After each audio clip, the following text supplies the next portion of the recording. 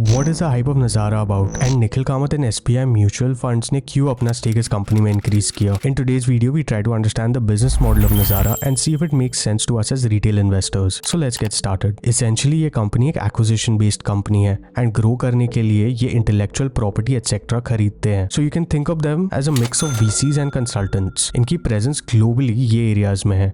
And इनके financials and valuations हम next video में डिस्कस करेंगे. So make sure you subscribe if you don't want to miss out on that. इनके business को हम 6 parts में डिवाइड कर सकते हैं. Let's take them on one by one. First है गेमिफाइड अर्ली लर्निंग, जो बेसिकली बच्चों के गेम्स बनाते हैं. यहाँ पे इनका बिजनेस मॉडल कुछ ऐसा है. दे ईदर डेवलप और एक्वायर गेम्स जिससे इन्हें गेम्स की राइट्स मिल जाती है. ऐप स्टोर को ये होस्टिंग राइट्स देते हैं जो इन टर्न यूजर्स को डाउनलोड करने का ऑप्शन देता है. अब इनके गेम्स फ्रीमियम होते हैं, मतलब कुछ चीजें आप फ्री में खेल सकते हैं लेकिन कुछ चीजों के पैसे देने पड़ेंगे. ये पैसे ऐप स्टोर कलेक्ट करता है एंड इन टर्न जो गेम का ओनर है उसको पास ऑन कर देता है. Some of their prominent products include Kidopia and Animal Jam. इनका नेक्स्ट बिजनेस सेगमेंट है esports, which in fact is a very fast growing segment. If you know ये Asian games में भी include किया गया है, सो यहाँ से ये और बड़ा ही होने वाला है. And operate something like this. Game developers e sports content providers को पैसे के लिए गेमिंग राइट्स देते हैं. ये कंटेंट प्रोवाइडर्स आईपीज डेवलप करते हैं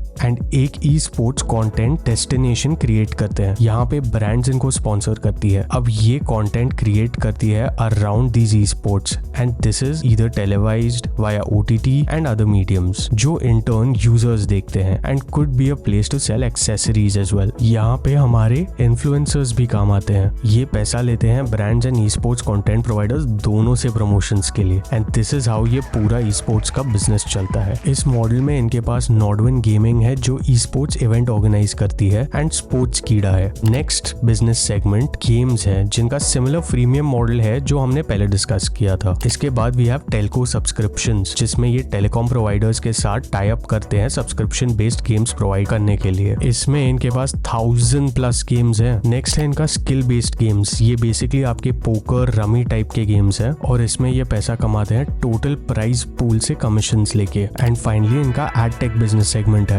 एडटेक है वो चीज जो हमने एप्पल के बिजनेस मॉडल में देखी थी. गेम डेवलपर्स एक प्लेटफॉर्म को यूजर्स एक्सेस देते हैं. यहाँ पे एडटेक प्लेटफॉर्म एड्स की एक इन्वेंटरी रखता है जो ब्रांड से लिए जाते हैं एंड एंड यूजर को सर्व किए जाते हैं. होपफुली आपको नजारा टेक्नोलॉजी का बिजनेस मॉडल समझ आ गया. Now let's take a look at the company's growth drivers. Mobile gaming can possibly be bigger than the movie and media platform in the coming years and Nazara will be a direct benefit of this movement in such a scenario. As mentioned before, esports is becoming a very big trend and Asian games में भी इसे include किया गया है. Nazara की ability to acquire and scale gaming technology is one of the biggest growth drivers as ये इन्हें asset light रखता है and जो game developments का risk होता है उसे mitigate करता है. Nazara और भी markets में expand करने जा रहा है and इनके revenues भी उस scale पे ही grow करेंगे. Although Nazara के favor में काफी growth drivers है, there are also potential challenges it can face जैसे cyber security risk. सिर्फ एक data breach Nazara का reputation मिट्टी में मिला सकता है. Nazara acquisitions काफी करती है, मतलब ये अपनी growth के लिए काफी capital spend करती है